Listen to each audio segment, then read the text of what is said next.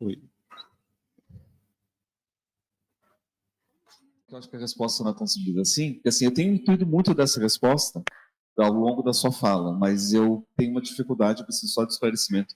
Como é que o Neumann define ética? O que é ética para Neumann? Não tem uma definição precisa e exata.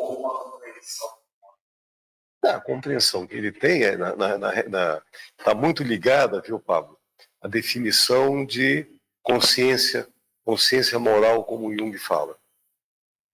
Tá? É uma consciência moral. Tá? É o reconhecimento.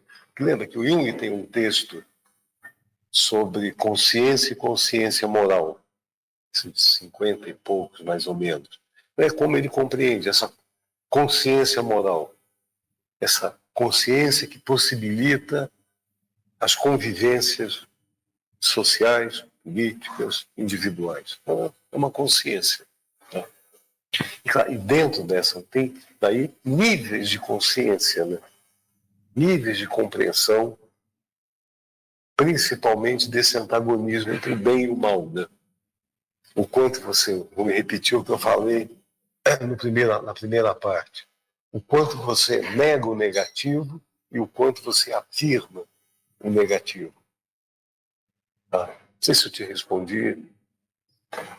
E essa consciência, ela trabalha ou ela se desenvolve fundamentalmente nessa discussão entre a afirmação do negativo e negar o negativo.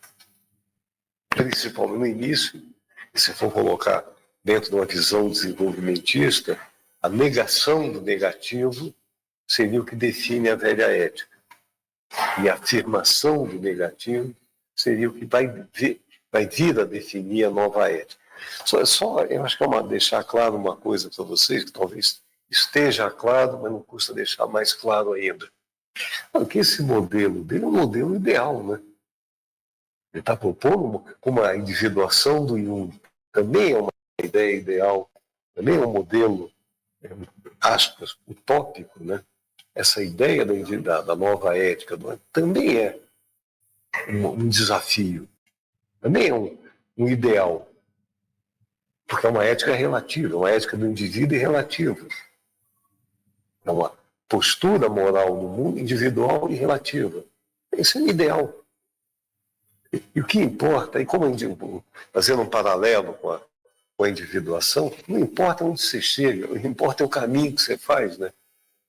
Não importa onde você vai chegar. O importante é o caminho que você está fazendo. Que lembra, né, vocês? Não custa repetir isso para vocês? A palavra individuado não existe no vocabulário indiano, né? A palavra não existe, né? Existe individuação. Individuado não.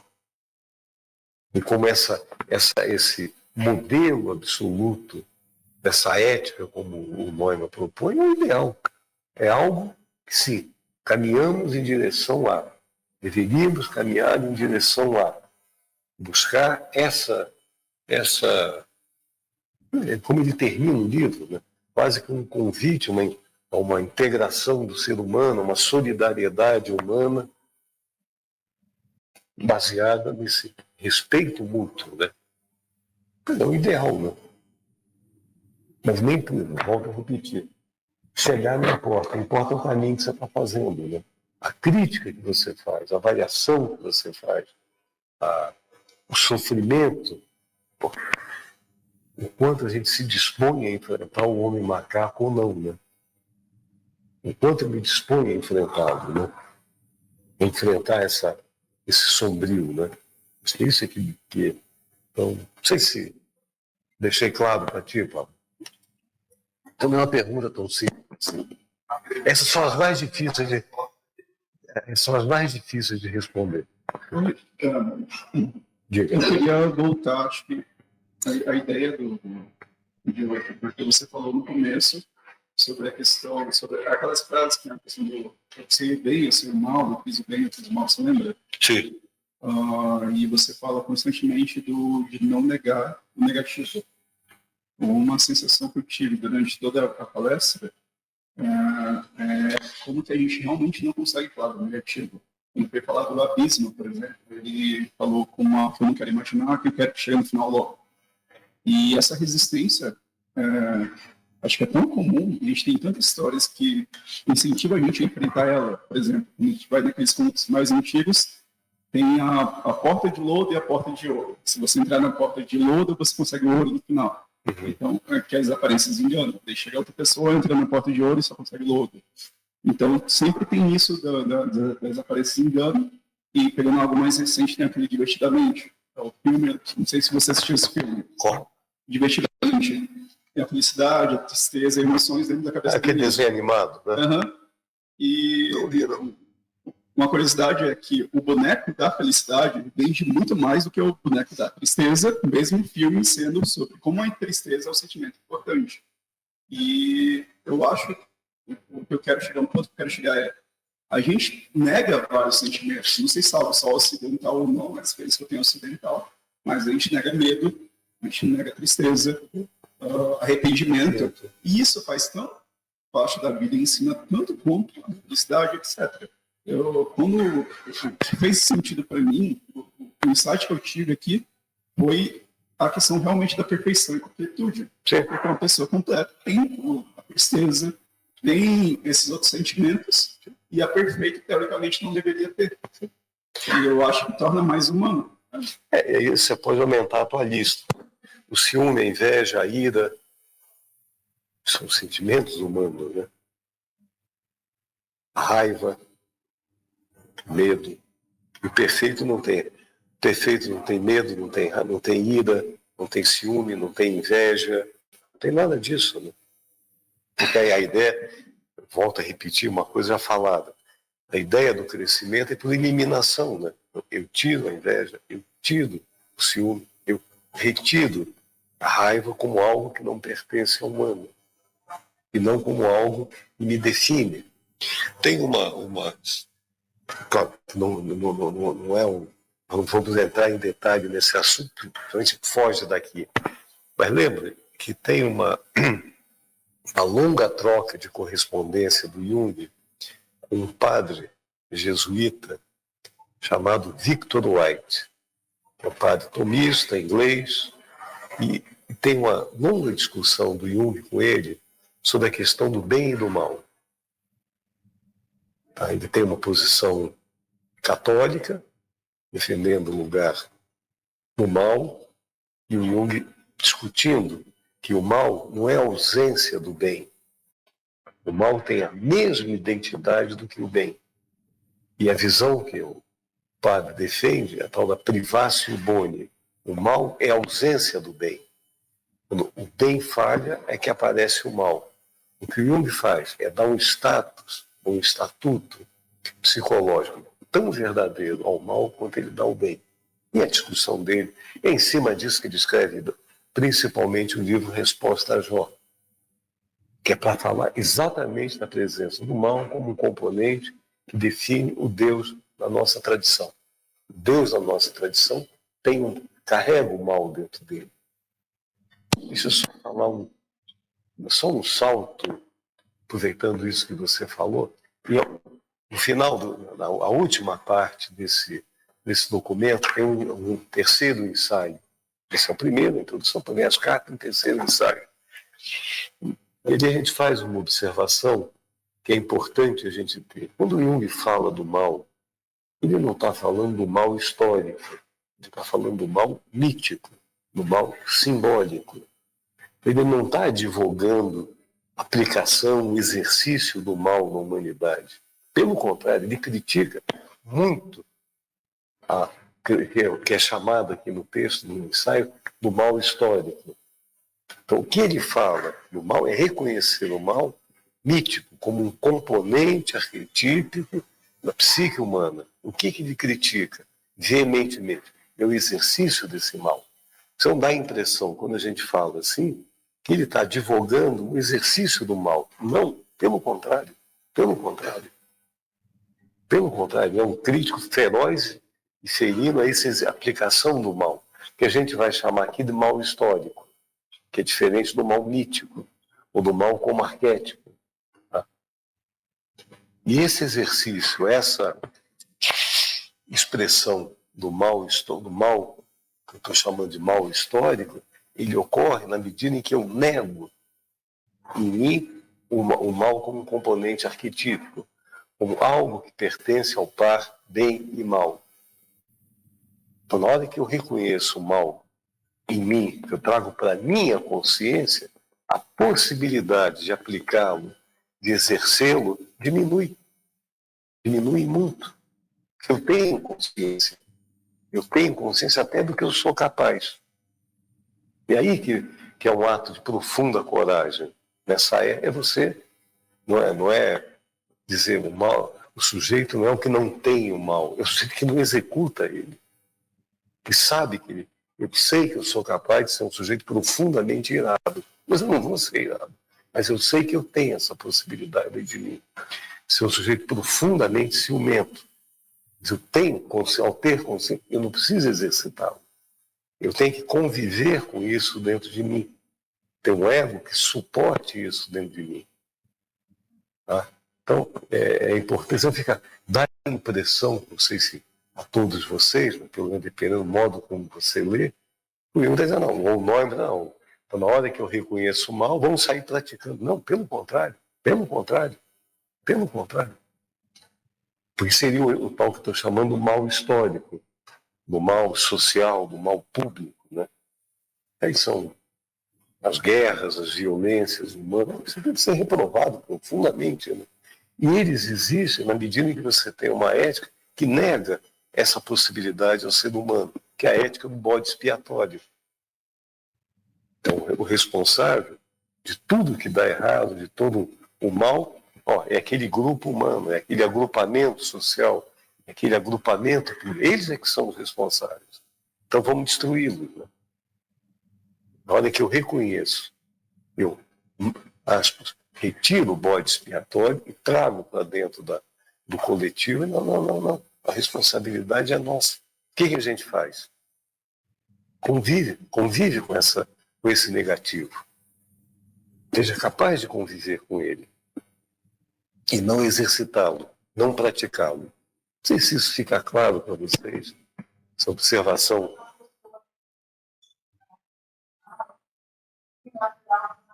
Exatamente.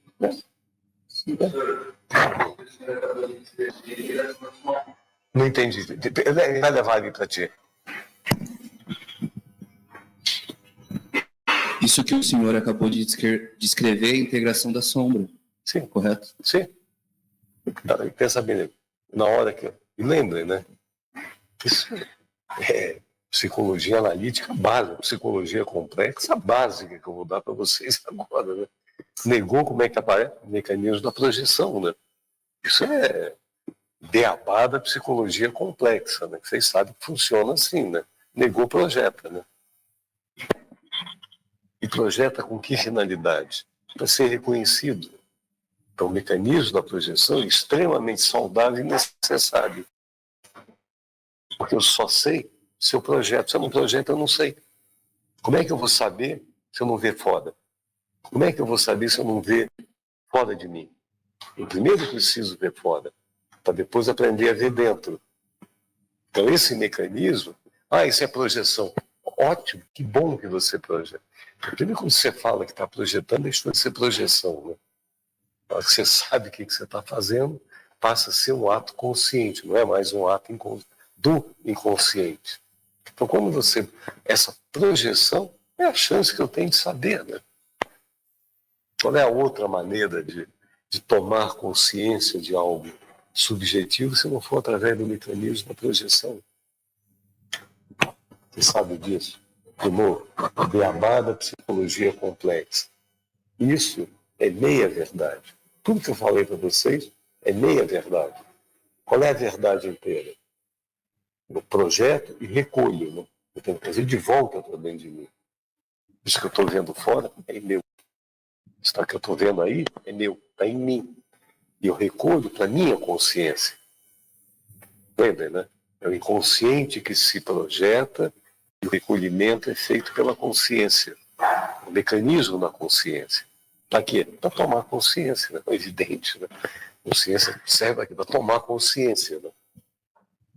Então, esse mecanismo, junto com a repressão e a supressão, é que estão nesse dinamismo na construção desse modelo ético, desse modelo psíquico. Né?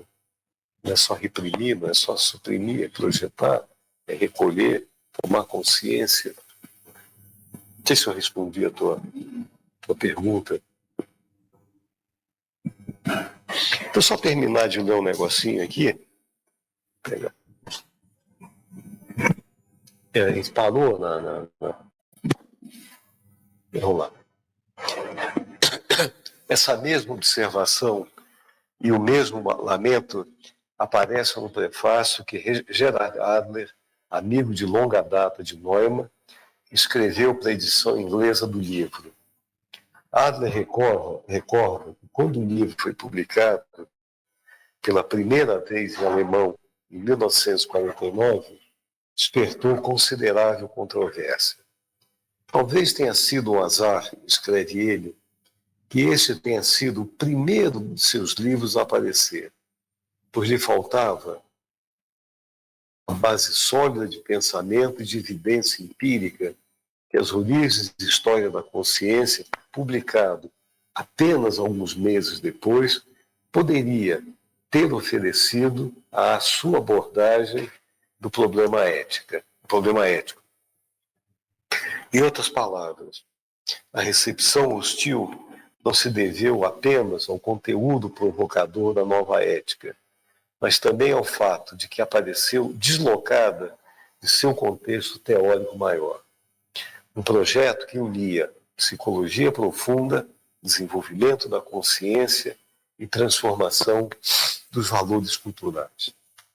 Em origem, Neumann deixa claro que sua explicação em termos de estágio implica em duas dimensões fundamentais. A primeira refere-se à sucessão por estágios, termo tomado emprestado da biologia, que designa o encadeamento natural de fases de desenvolvimento, cada uma sucedendo à anterior como parte de um processo contínuo. A segunda, não menos relevante, diz respeito à natureza fluida dessas fases. Elas não são comportamentos estanques, nem se excluem mutuamente. Ao contrário, sobrepõem-se parcialmente, de modo que nenhuma fase invalida a anterior.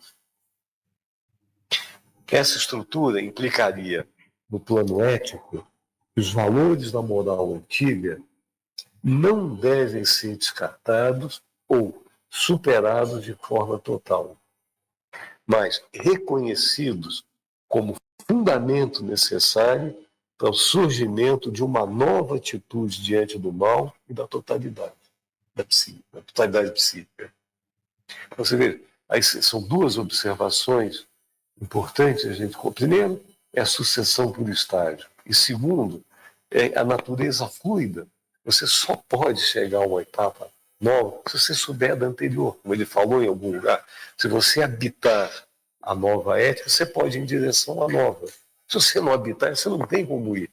Você vai criticar alguma coisa que você não sabe o que é. E que, na realidade, naturalmente, você está enfiado dentro dela.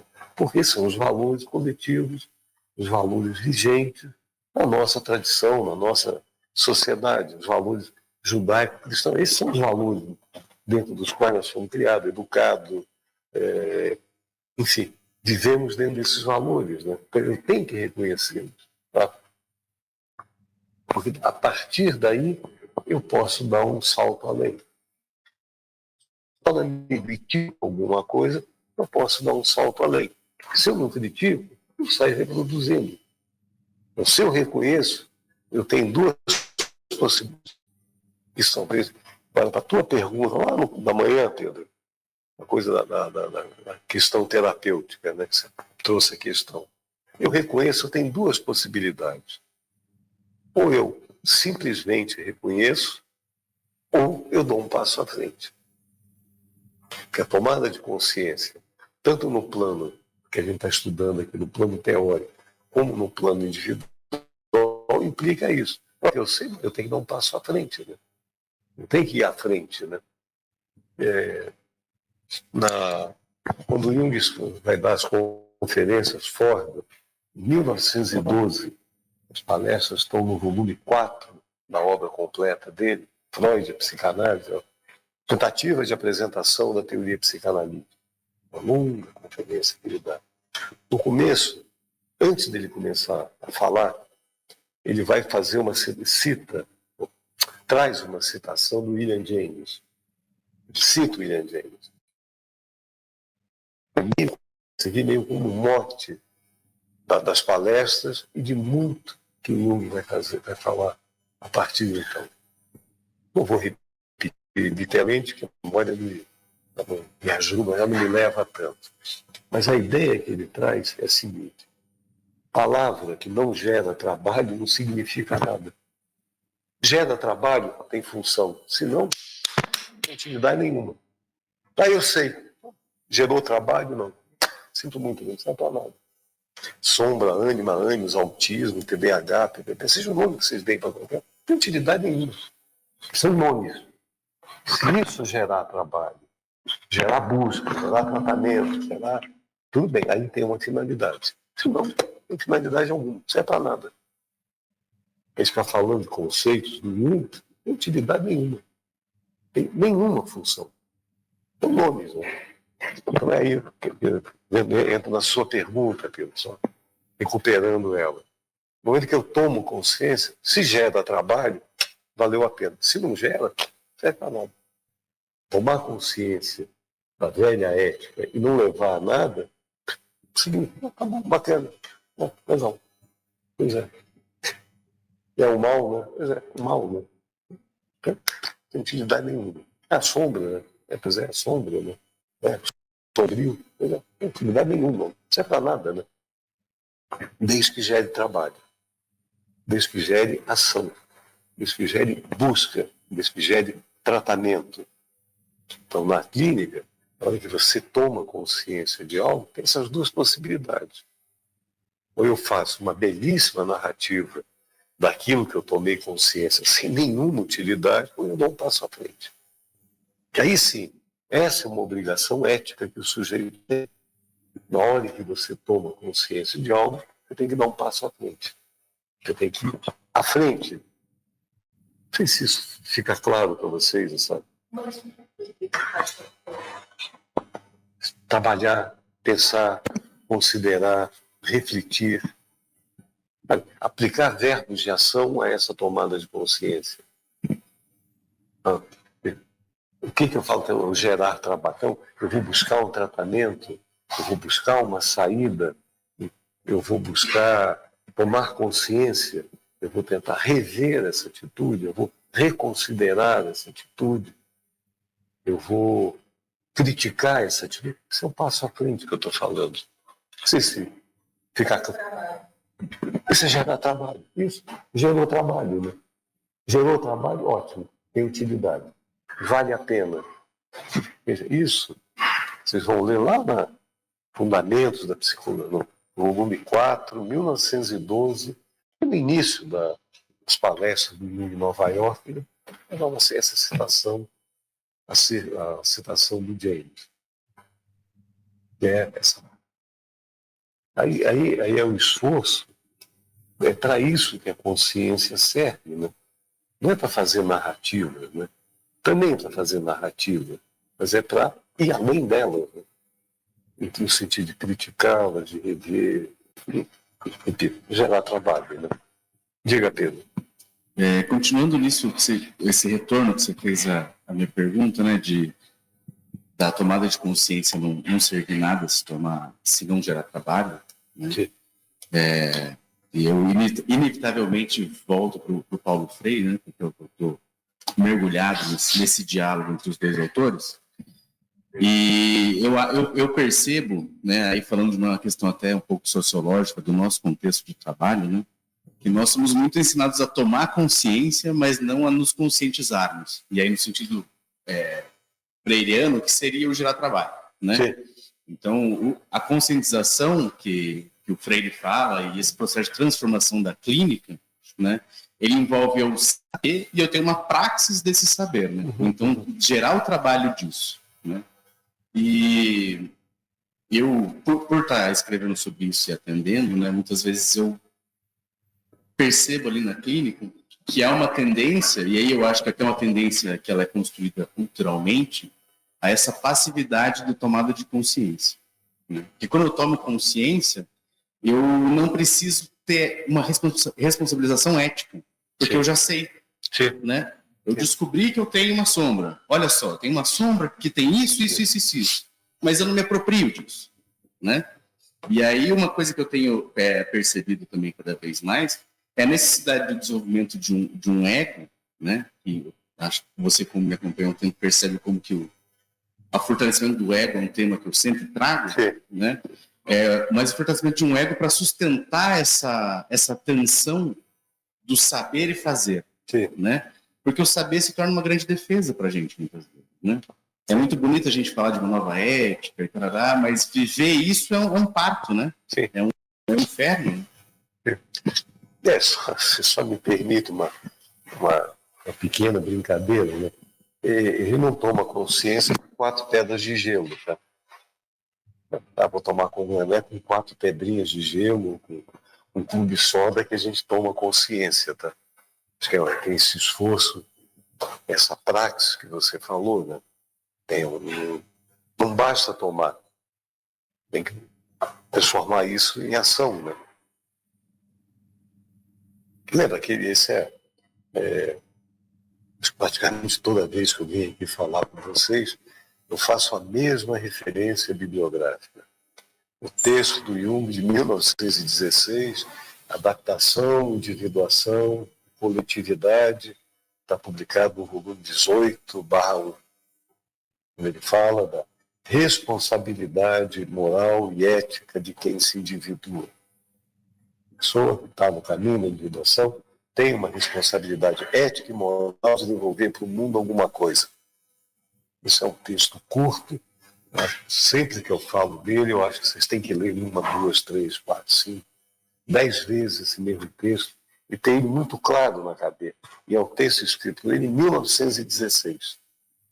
Uma palestra que ele dá em 1916. Ele cobra das pessoas essa responsabilidade. Se eu saio do mundo para tomar consciência, eu tenho que devolver alguma coisa para o mundo. Eu tenho que voltar alguma coisa para o mundo.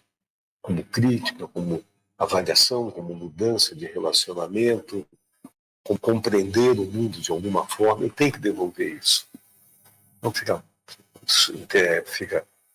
interessante, né? O sujeito se isola, daí isolou. De novo, não serve para nada, né? Ele não devolveu alguma coisa para o mundo. Tá? Você quer perguntar alguma coisa? Por favor. Essa tomada de consciência seria também uma tomada de consciência da responsabilidade atrelada à liberdade que você tem na medida que você toma consciência da sua sombra. Sim, sim. Seria mais ou menos isso? Sim. Tem uma responsabilidade, né? Esse ato, essa formada de consciência, como pegando carona no que você fala, implica numa responsabilidade, né? Você tem que ser responsável por isso. E essa responsabilidade é uma responsabilidade que não é simplesmente no ato, né? Ela não é no momento. Aí vem o que a gente está falando aqui. Eu assumo, tenho a responsabilidade, isso gera alguma coisa? Não, então não serviu para nada. Não tem sentido. Tá? Não sei se te respondi. Fala. Oi, prof, bom dia. Por respeito, né? Porque as mesas se apresentam assim, né? Ante tudo, boa noite. Mentira. Prof, assim, neste momento acadêmico, eu estou me deparando com epistemologias do sul global, certo? E estou tentando, fazer pontes com a psicologia analítica, percebendo um detalhe que eu gostaria que você, então, me explicasse, certo?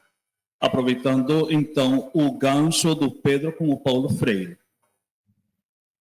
Acontece o seguinte, eu tenho percebido a partir das epistemologias do sul global, ou seja, de nós, que a psicologia analítica tem tido um movimento de levar a América Latina para a psicologia analítica do Jung no Zurique e não trazer o Jung para a América Latina a partir das nossas conceições. Certamente Anícia da Silveira iniciou o movimento, mas certamente ficamos reproduzindo as coisas do norte global. Partindo daí, então, eu li seu texto, sim, da nova ética do Newman e tal. Newman. Cadê o Paulo? Ah, não saiu, né? Porque eu falo Newman só para incomodar ele. Então, aproveitando então, o gancho do Pedro. Eu fiz uma pergunta, né? A nova ética do Neumann nos convida a revisitar nossas responsabilidades simbólicas. Não seria, então, o momento de tropicalizar o Jung, trazer Freire, Fausto Borda, Martin Baró, para conversar com a psicologia analítica, construindo uma visão verdadeiramente biocêntrica da alma a partir do sul global.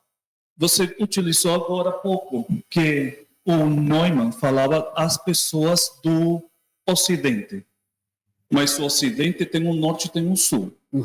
Então, o nosso jeito de ser do sul global é muito diferente do norte global. Então, eu gostaria para ver o que você acha dessa ideia. Obrigado. Então, aí tem o trabalho que o Pedro está fazendo de trazer eu vi o gesto que você fez, de trazer o Freire do debate, vamos dizer assim, para essa atualização do pensamento, como tem pessoas trabalhando com a Anísia da Silveira, fazendo a Anísia como alguém que pensou em Jung no Brasil. Bom, acho que é extremamente necessário que isso seja feito. Agora, o que me implica um pouco é o salto. É eu começar pelo fim da história. Primeiro eu tenho que esgotar o Jung, esgotar o Neumann, para daí poder dar esse passo. Isso aí é uma questão pessoal minha. Sabe? Às vezes que eu percebo que há essa tentativa de ser absolutamente necessária, verdadeira e desejada.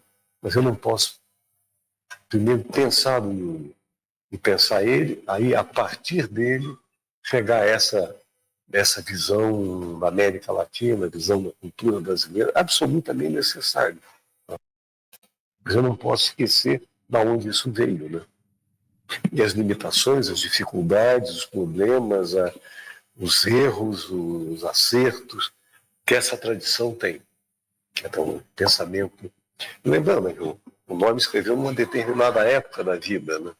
Determinado momento, determinado tempo da cultura europeia, ocidental, escreveu nesse tempo. Agora, aquilo que ele escreveu não pode valer como não pode ser transformado num valor absoluto. Tá? Pode ser transformado num valor absoluto. Ele tem que ser atualizado, contextualizado e recolocado, acho que é a tua questão, né? Recolocado geograficamente. Não sei se é isso que você me perguntou. Isso é absolutamente necessário. E tem sido feito, né? Acho que tem pessoas, ou tem grupos que estão trabalhando essa ideia, né? É uma atualização, né? Agora, você faz essa atualização, então, essa questão do Neumann que a gente está trazendo, a partir da provocação que ele faz. Ele faz uma provocação. Deixa uma provocação dentro de todos nós. Agora eu tenho que ir em direção a uma geografização dessa provocação. Mas eu não posso negar a provocação.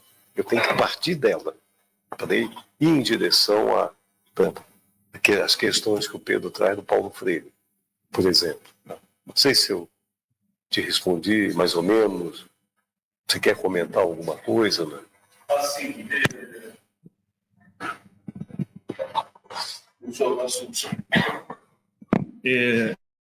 que acontece porque eu vejo como a psicologia analítica ela está vamos dizer, um pouco fora da realidade em muitos contextos, certo? Inicialmente, quando ela se nega a tocar de temas sociais, quando ela se nega a falar da América Latina, quando ela se nega a interferir nas questões políticas do mundo, porque a gente também tem que participar disso, isso também vai nos nutrindo, vai nos atualizando. Aí que acontece? Eu vejo, então, uma psicologia analítica desconexa com a nossa realidade aqui do sul global, das coisas que estão acontecendo. Certamente o Jung, eu concordo com você muitíssimo de que a gente tem que estudar o Jung, sim, mas a gente também tem que tropicalizar o Jung um pouco, porque o nosso jeito de ser, a nosso folclore, a nossa cultura, a nossa linguagem, o nosso modo de ser é muito diferente ao modo de ser do Jung no Zurique. E também com as condições econômicas que ele tinha. Então, uma coisa é ser terapeuta no Zurique e outra coisa é ser terapeuta no Brasil ou na Venezuela. Diga, prof. Não, concordando com ele. Gente, essa é uma discussão muito longa, tá certo? E tem uma coisa assim, que o Samuels fez uma carta, inclusive, sobre a questão do racismo dentro do centrismo do Jung, tá certo? Que é da época dele. A psicologia analítica, nem o Armando falou, pensar a partir de Jung. Tem alguns problemas conceituais, por exemplo, a questão da projeção. A gente tem um sujeito ocidental atomizado. Eu não vou entrar muito numa discussão muito complexa, mas o sujeito do iluminismo é um sujeito atomizado, centrado no eu intrasubjetivo, tá certo? Como são os outros sujeitos em outras sociedades, tá? Então existe a Wolfram tem um texto chamado a gente pega muito a individuação, um passo da individuação é o recolhimento da projeção. Você para de projetar e você volta para dentro. Em outras condições, como sujeito, ele é um sujeito mais coletivo, tem um texto do Roger Booth que fala Ubuntu, tá certo? Então a gente tem um modelo da projeção, o modelo da individuação como se fosse a mandala, tá? É no eu centro. O Roger Booth, ele é sul-africano, então ele tem muita da cultura da África ali, e ele vai colocar uma outra imagem, uma outra possibilidade chamada do Ubuntu. Eu sou o que é nós, eu sou o que você é. Então você já tem uma outra divisão. Então você já é outra consultação. Ele tem até um texto que ele fala, então o modelo dele não é mais o modelo do sujeito ocidental, é o modelo de lá. Só que, veja, a gente não pode abandonar Jung porque tem uma série de... essa questão da individuação, essa questão do sujeito que o próprio Jung coloca. Sem a consciência, a gente se perde. Tá? E o que a gente está colocando, de certa forma? Na própria teoria junguiana, há uma reinterpretação dessa questão da projeção, não como a retirada da projeção, mas a possibilidade de se colocar vínculo com o mundo. De certa forma, um pouco aquilo que o próprio... Aí a gente tem também as leituras parciais, né? As pessoas criticam muito Neumann pela questão dos estágios da consciência, como se fosse uma coisa hierárquica de desenvolvimento. Se vocês lerem, o Armando colocou isso claramente no texto do Neumann, está muito claramente, ele nunca falou que esses estágios se colocavam e a gente abandonava os anteriores, são quase como se fossem modalidades de ser, tá certo? Ou seja, a gente tem que fazer uma releitura, mas é uma releitura criativa a partir dos princípios junguianos, entende? E é esse processo que está em curso. Tá?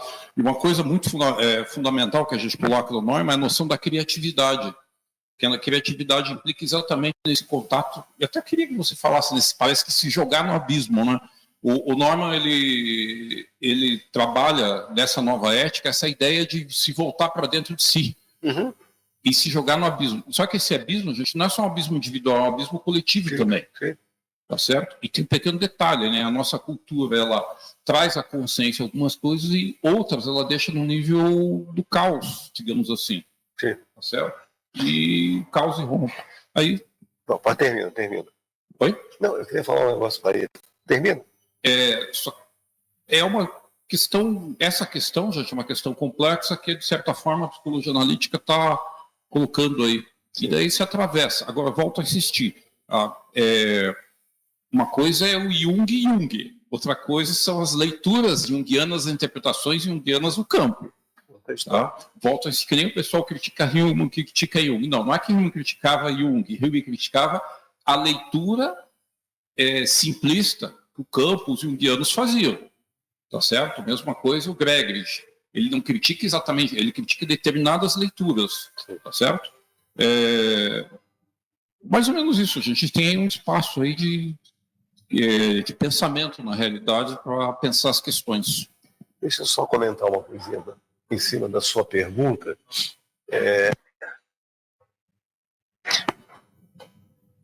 A gente fala muito, ele está falando aqui o tempo inteiro, da teoria da individuação. E o que você propõe é uma individuação da teoria. A teoria continue se individuando, ela continue... do mesmo jeito que você fala dela, a teoria da individuação é necessário que a teoria se individue, ela continue crescendo, continue se expandindo, absorvendo outros campos de conhecimento, outros campos de outras regiões, outras mitologias. E isso ali eu chamo da individuação da teoria. Seria um passo além da teoria, porque aí a teoria da individuação pararia no sujeito, né? E o que você provoca, que é uma provocação super interessante, estou invertendo a ordem, né? Acho que há uma individuação da teoria. A teoria continua se expandindo, ela continua adquirindo, chegando a outros níveis de consciência, tomando consciência de coisas que ficaram na teoria, dentro do pensamento, dentro do inconsciente. Então você pode pensar o mesmo raciocínio que você faz da teoria da individuação, a gente pode falar da individuação da teoria. Não sei se fica claro isso aqui. Não sei se isso faz sentido para vocês, né? Que a gente está falando, né? Então, que é a tua sugestão, que é o trabalho do Pedro e outros que estão sendo, para mim, eu chamo de individuação da teoria. E que não tem fim, né? Como a própria teoria da individuação não tem fim, a individuação da teoria também não tem fim, né? Ela sempre vai abarcar campos novos, saberes novos. Não sei se isso faz algum sentido para vocês, o que eu estou falando, né? Isso fica uma teoria estanque, né?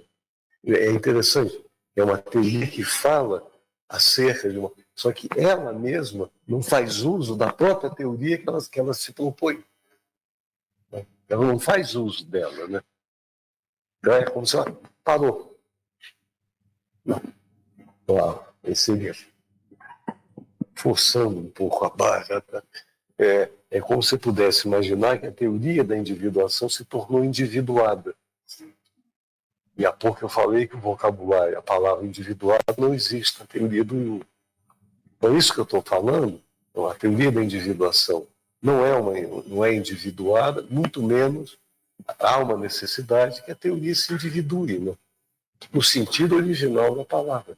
É tomada de consciência, né? É trazer para a consciência aquilo que está no inconsciente. É a expansão da consciência. Seria de uma consciência teórica, né? Ali, eu colocando assim para vocês, isso de alguma forma, para mim, pessoalmente, faz sentido a tua pergunta. E a necessidade dessa atualização constante e contínua. Como é que você ouve isso que fez a pergunta? Então, como é que você ouve? Faz sentido para ti?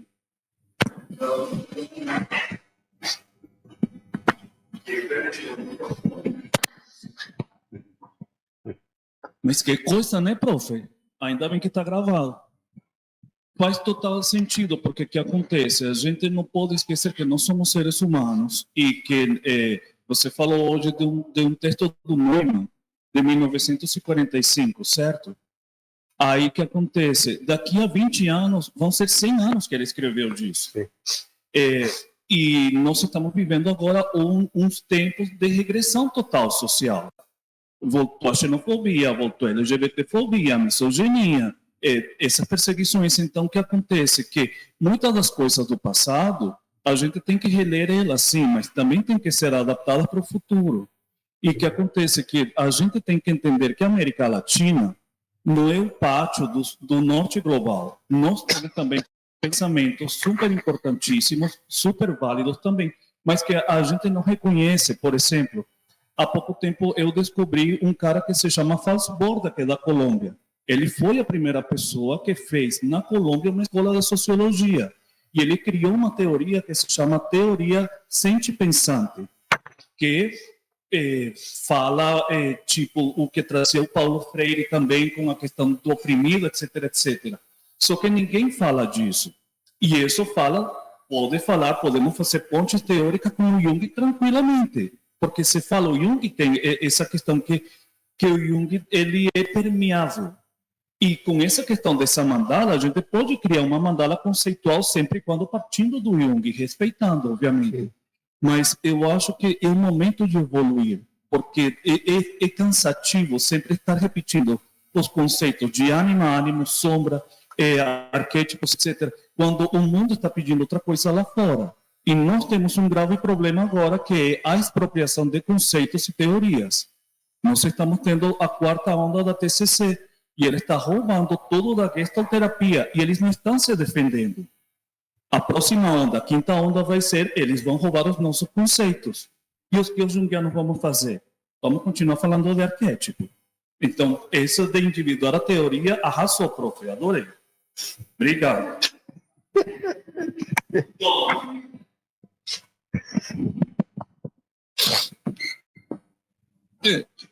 Gente, você tem que pensar que são as grandes questões contemporâneas, né? De certa forma, Jung ilumina as questões que a gente está colocando hoje. Lembrando vocês que os clássicos, por exemplo, até hoje, Aristóteles, Platão, os pré-socráticos, são importantes para a gente repensar e iluminar a condição atual. E Jung também é clássico nesse sentido, só que a grande questão é que ele tem princípios, a gente tem que refazer, reciclar, remontar. E o Neumann faz parte exatamente desse processo, entende? Não só o Neumann, né? O Armando está trazendo à tona aí várias figuras que foram colocadas à parte, né? O simples fato, por exemplo, da revalorização do Wolff está dentro desse movimento de revalorização do feminino, que foi colocado. Então, que nem a gente faz, não é a questão de abandonar, é a questão de voltar às raízes, né? A experiência junguiana de contato com o inconsciente, etc., que, de certa forma, deu aí as ferramentas conceituais, um jeito para a gente voltar. Tá certo? Se você pensar, voltando aí à sua questão, o fato da gente estar aqui trazendo o Neumann para cá é colocar ele em debate, né? A gente precisa, da mesma forma que o trabalho da publicação do livro da Tônia, né, é trazer ela à cena, trazer ela como um espaço de debate. Que lembra, né? Aquele texto que vocês estão lendo foi publicado há 90 anos atrás. 90 anos. Quando o livro foi lançado oficialmente, uma semana depois, o livro faria 90 anos, o texto faria 90 anos. Ele foi lá e nunca foi traduzido. Ele foi relegado ao plano, sei lá, foi colocado à margem, né? E é um texto essencial, né? Acho que muita incompreensão da teoria do Jung seria evitada se o livro da Tônia tivesse sido publicado e as pessoas tivessem lido ele há 20 anos atrás. Né? Muita incompreensão, muito esse aprisionamento na terminologia seria evitado se o livro tivesse sido publicado agora. Ótimo, né? Está posto aí para todo mundo ler. Né? Que acho que são autores que têm que vir à cena, né? Vir para o debate. Né? Não sei se eu concordo com tudo que o Neumann fala. Né? Não sei se eu concordo com tudo que ele fala aqui, porque estou falando a respeito dele. Mas acho essencial que ele venha à tona, né? E saia daquela mitologia que ele foi enfiado, que foi colocado, de um obscuro teórico do desenvolvimento, ponto e basta. A Tony Wolff é uma obscura figura que tem mais julgamento moral, mais julgamento pessoal do que uma obra propriamente dita. Né? Acho que isso talvez seja o esforço que a gente está fazendo. Vamos trazer a cena. Né? O que o sujeito produz. Né? Se é bom ou mal, tudo bem, vai descobrir depois. Né? se é bom, se é aceito, se não é, tudo bem, a gente vai descobrir depois. Trabalhar em cima do texto e conhecer o que o sujeito escreve, né? E como o Neumann, tem o Tony Wolff, tem outros, né?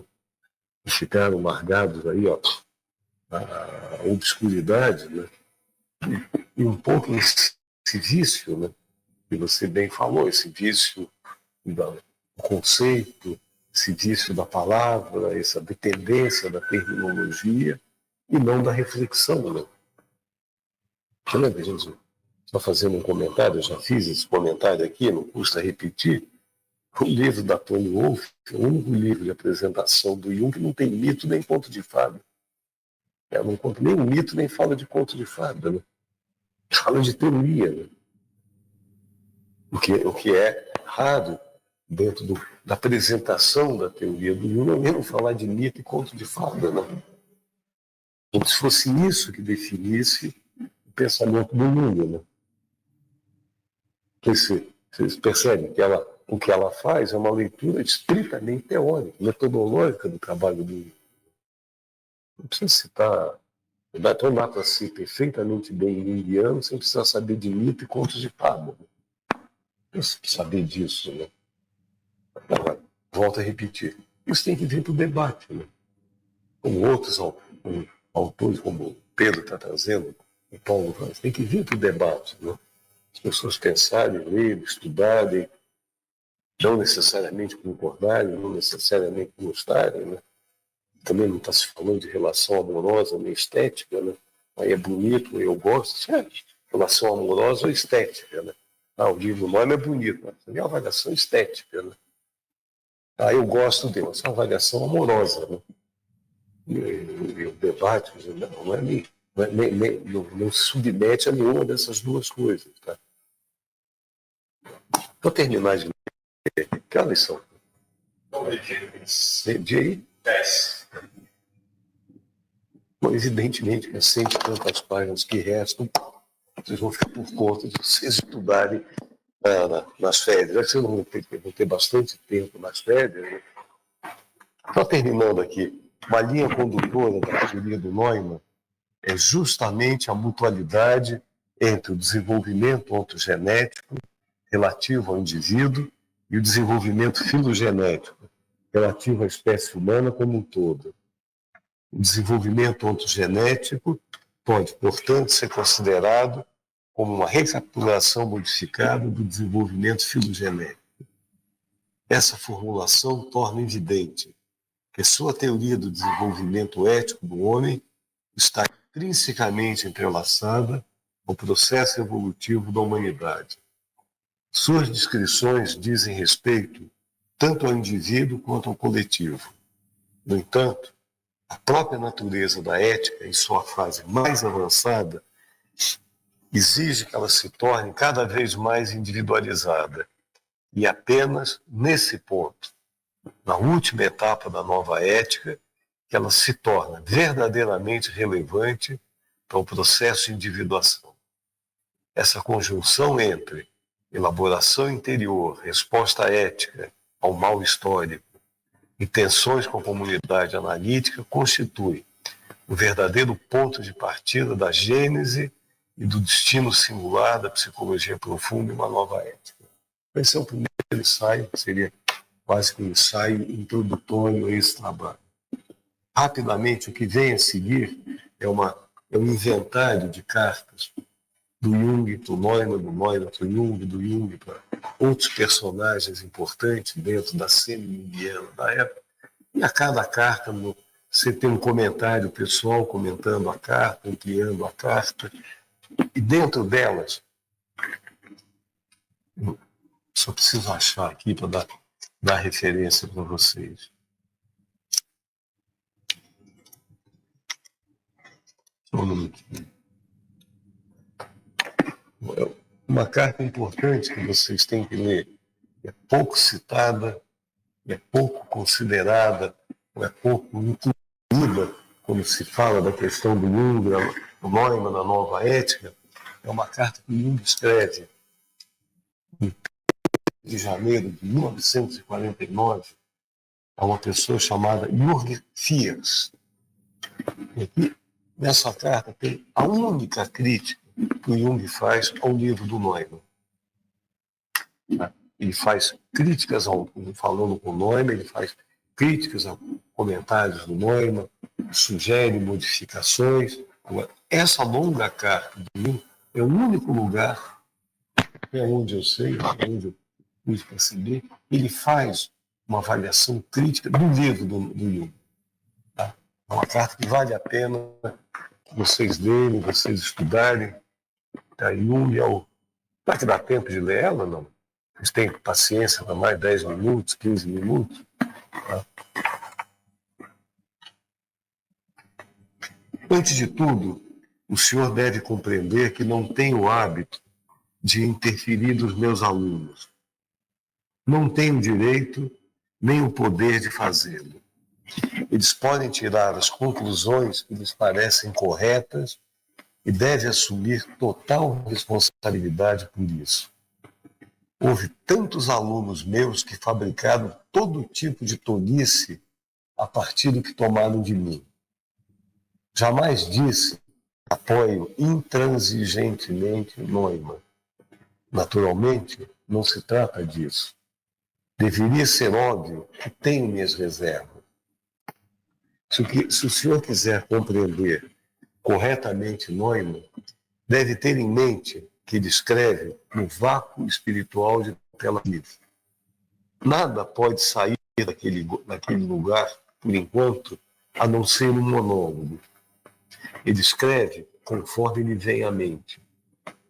Sem dúvida, isso é provocador. Vai descobrir que livros provocadores estão longe de ser os piores. Eles irritam as pessoas apenas porque estas não podem ser alcançadas de outro modo.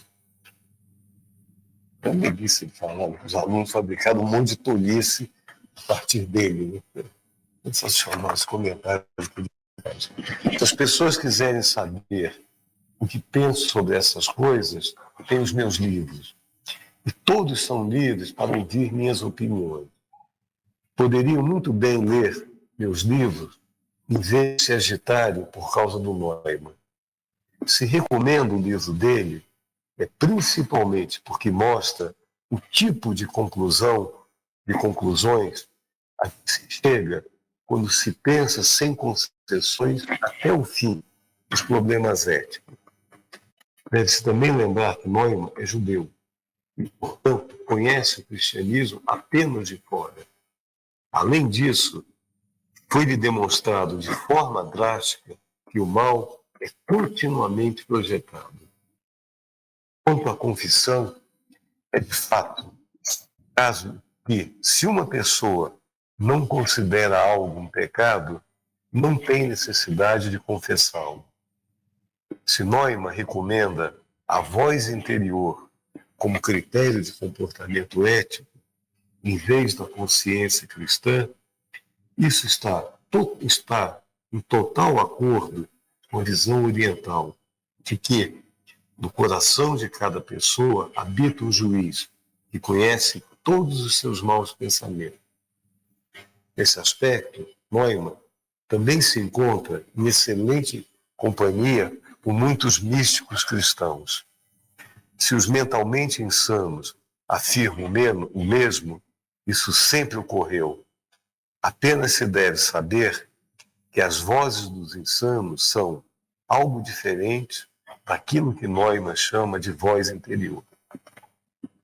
Muitos loucos se apresentam como eticistas por excelência, sem qualquer estímulo de Neumann. Não há, é claro, justificativa externa para a voz interior, pela simples razão de que ninguém sabe o que é o bem e o que é o mal.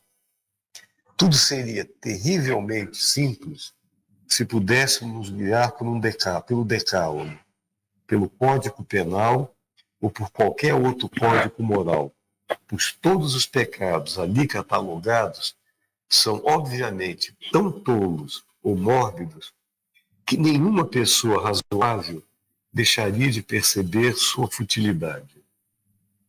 A decisão ética, porém, lida com coisas muito mais complexas, a saber, os conflitos de dever, as coisas mais diabólicas já inventadas e, ao mesmo tempo, as mais solitárias já sonhadas pelo mais solitário de todos, o Criador do mundo. Nos conflitos de dever, um código dispare e o outro diz, avança. E nada se esclarece com isso. É fato que o que é bom para um parece mal para o outro. Basta pensar na mãe preocupada que se intromete em todos os atos do filho, por pura solicitude, é claro, mas na realidade com efeitos destrutivos. Para a mãe, naturalmente é bom que o filho não faça isso ou aquilo. Para o filho, porém, é pura ruína moral e física. Portanto, dificilmente algo bom. O senhor tem razão ao dizer que a ética individual de Neumann impõe exigências muito mais severas do que a ética cristã. O único erro que Neumann comete aqui é de ordem tática. E diz em voz alta, imprudentemente, o que sempre foi verdadeiro. Assim que uma ética se estabelece como absoluta, é uma catástrofe. Ela só pode ser tomada de modo relativo. Assim como Neumann, só pode ser compreendido relativamente, isto é, como um judeu religioso de origem alemã vivendo em Tel Aviv. Acreditar que se pode simplesmente varrer todas as visões de mundo é enganar-se, pois as visões de mundo estão enraizadas em arquétipos e não podem ser removidos tão facilmente.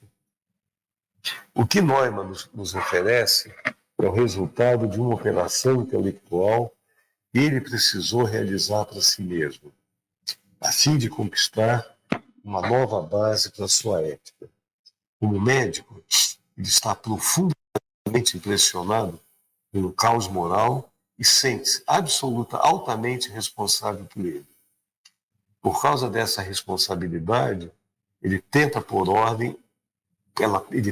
em ordem o problema ético, não para decretar um edito legal, mas para esclarecer suas próprias reflexões éticas, naturalmente na expectativa de também esclarecer o mundo à sua volta.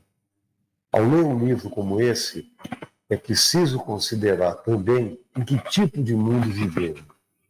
O senhor sabe, talvez, que hoje o cristianismo está relativizado pela divisão da igreja em tantos milhões de católicos e tantos milhões de protestantes, e que o bolchevismo reina supremo, Turuja a Vladivostok.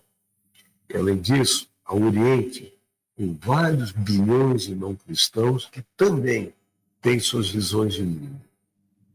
Como esse mundo é um só, enfrentamos a questão como lidar com ele. Não podemos simplesmente nos restringir à nossa própria visão de mundo.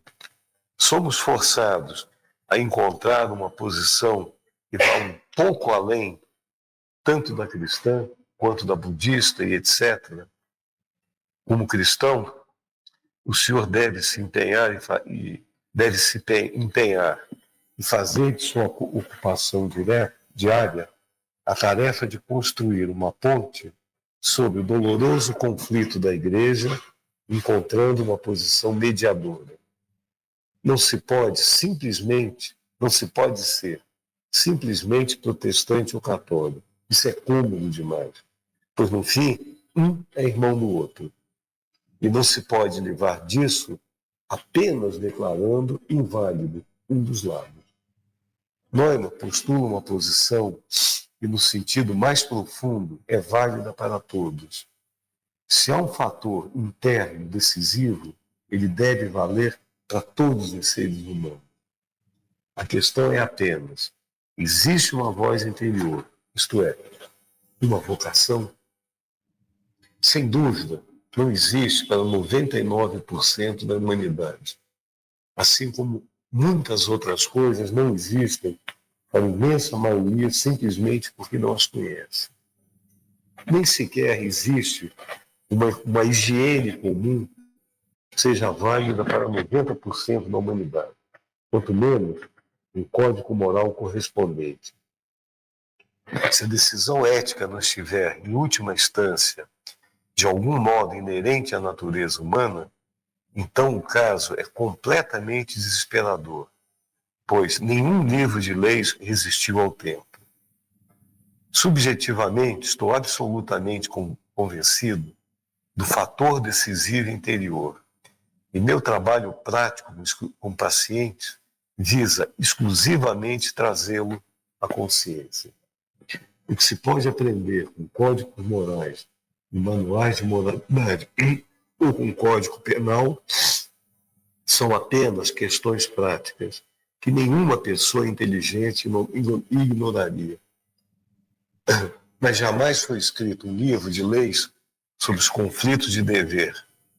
E é precisamente aí que começa o verdadeiro problema ético. Somente aí se aprende a responsabilidade ética. Todo o resto se resolve com adaptação e bom senso. Não considero, nem por um momento, particularmente meritório, do ponto de vista moral, que uma pessoa evite tudo que é costumeiramente considerado pecado.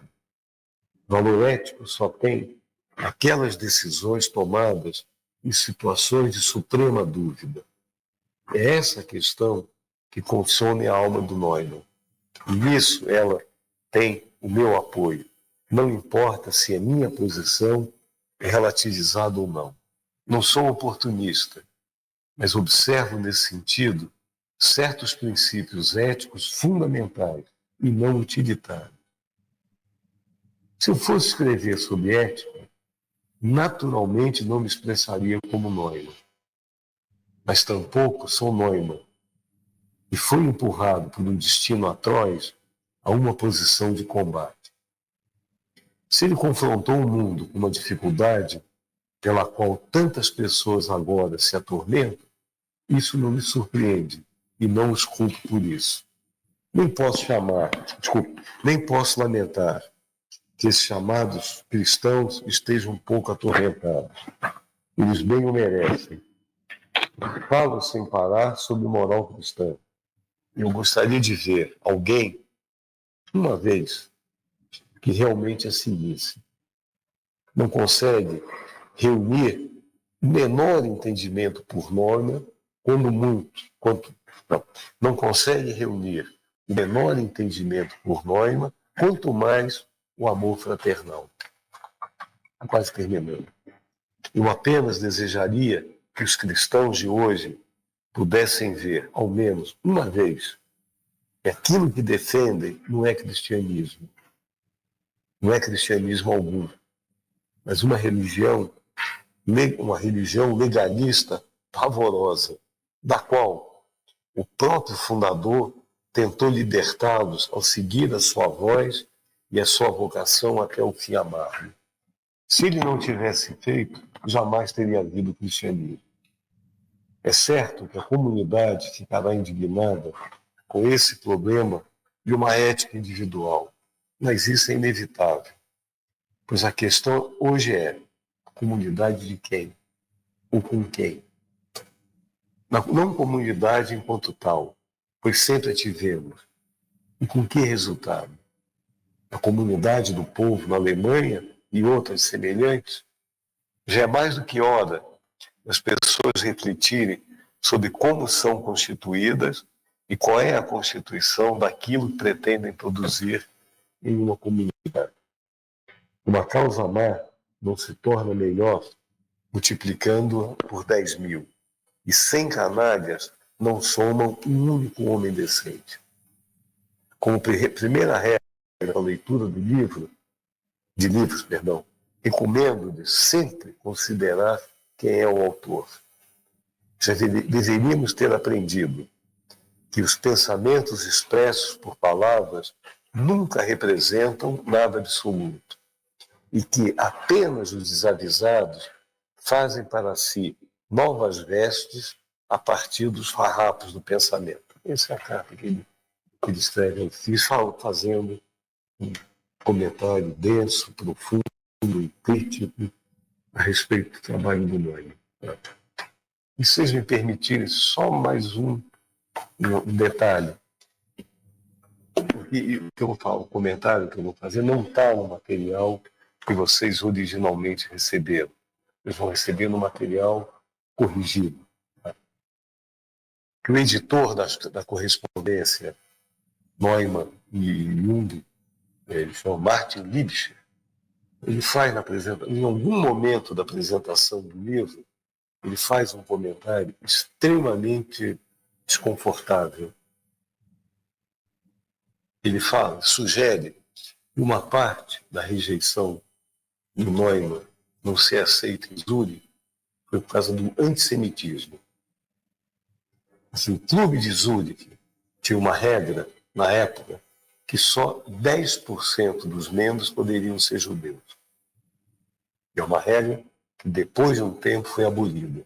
Mas no tempo do Neumann era uma regra, esse 10%. E o Liebscher faz assim, eu acho extremamente desconfortável, mas nem por isso menos verdadeiro historicamente. É que o sujeito, por toda a qualidade conceitual, toda a seriedade de pesquisa, além dessa seriedade e dessa complexidade teórica do Neumann, ter dificultado o entendimento da corte junguiana, teria ainda esse elemento, uma atitude antissemita em relação ao Neumann, tá? Que eu acho que é um pouco desagradável da gente. O editor podia ter poupado a gente de colocar essa, mas necessária. É a sombra do clube, né?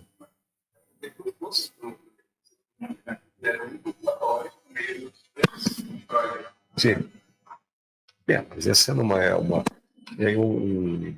e é curioso, né, que essa regra do clube só é quebrada quando um amigo do Neumann se recusa, é convidado, ele se recusa a fazer parte do clube exatamente por essa regra dos 10%. Ela é discutida e ela é abolida. Tá? Está aqui para vocês verem esse comentário do Nietzsche. E a última parte desse trabalho, daí são o terceiro ensaio, onde eu faço um resumo, uma apresentação da teoria do Neumann, da nova ética, da velha ética, o que é isso, o que é aquilo. E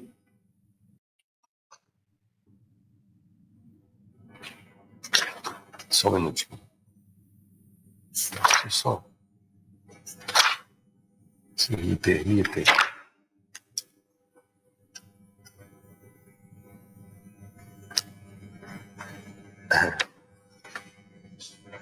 Não vai dar tempo, não.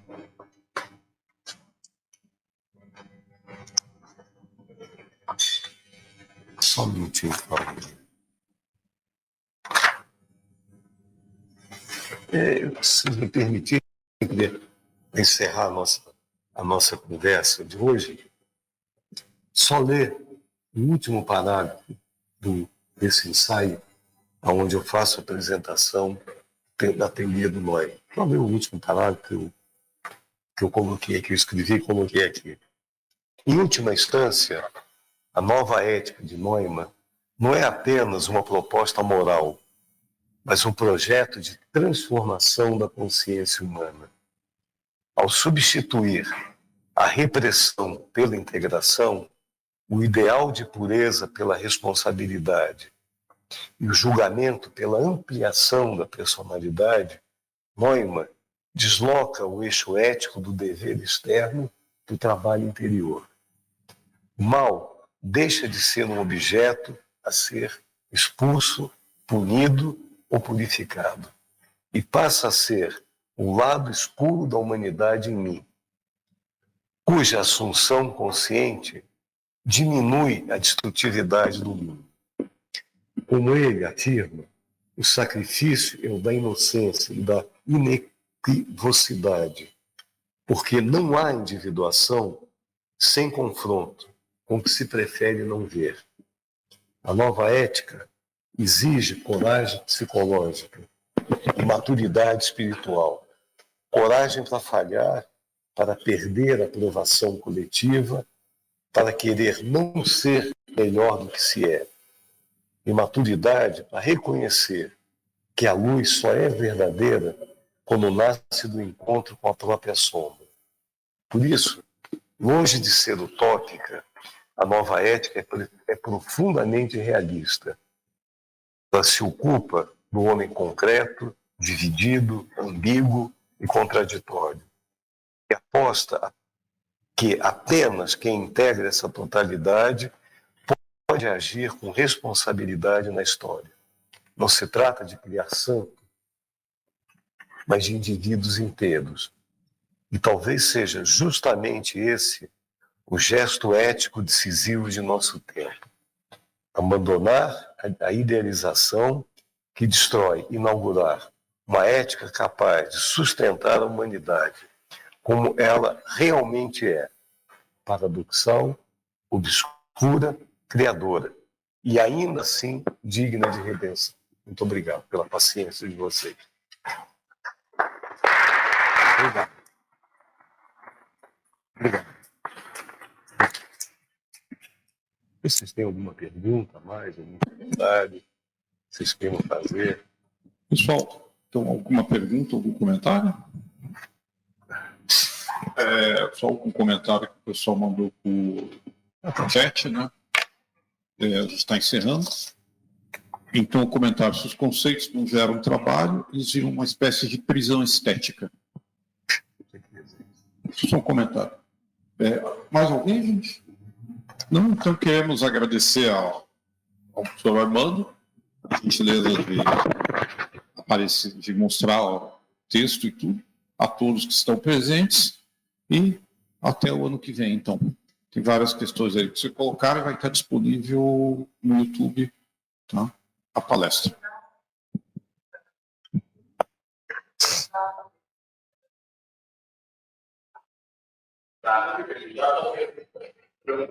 Ano que vem, Armando, alguma previsão?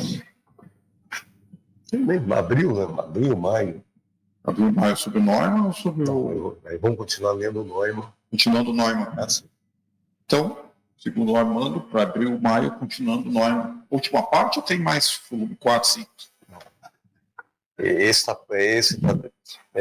pronto, provisoriamente está terminado. A próximo encontro seria para discutir a segunda conferência do Neumann em Era, o mundo mítico e o indivíduo. Para que a gente lê o homem místico, a gente vai ler o mundo mítico e o indivíduo. O Armando já providenciou, a gente também trabalhou isso. Se quiserem, eu posso mandar uma tradução meia boca do homem místico, homem criativo, que vai esclarecer muito essa questão da nova ética, tá certo? Que está por trás dessa criatividade. Na realidade, é o confronto do sujeito com a sombra, né? Com o mal. Sim. Tá? E daí, depois disso, depois de ler o Neumann sobre a criatividade, a gente consegue entender como é que é. A gente consegue... amplia-se nossa compreensão do Jung e do que ele fala de criatividade. Então, acho que uma grande questão do Neumann é que ele traz à tona muita coisa do que o Jung fala, mas muitas coisas. O Jung é muito prolífico, ele vai muitos insights, muitos conceitos, a gente tem uma capacidade limitada de observação. E estava conversando com o Tarcísio, né? Parece que depois de ler o Neumann, alguns junguianos, alguns clássicos que a gente lê, ficamos com o jardim da infância, né? Apesar dele sempre ser colocado nesse jardim de infância, né? De uma forma redutiva. Só voltando você perguntou do Neumann, que na realidade a ideia começou esse ano e vai continuar no ano que vem a ler as apresentações dele em Era. Mundo mítico, indivíduo, o significado do ritual, até chegar no homem criativo e a transformação, experiência da realidade unitária, tem coisa